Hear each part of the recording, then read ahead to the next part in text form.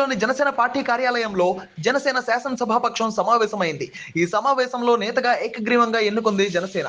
శాసనసభాపక్ష నేతగా పవన్ కళ్యాణ్ పేరును నాదెండ్ల మనోహర్ ప్రతిపాదించగా జనసేన ఎమ్మెల్యేలు ఏకగ్రీవంగా బలపరిచారు. ఆంధ్రప్రదేశ్ సభకు జనసేన తరఫున ఎన్నికైన మేము జూన్ 11, 2024 సమావేశమై శ్రీ కొనిదెల పవన్ కళ్యాణ్ గారిని గర్వంగా జనసేన పార్టీ శాసనసభ పక్ష నాయకునిగా ఏకగ్రీవంగా ఎన్నుకుంటున్నాం. మీరందరూ కూడా I think you should give a rousing.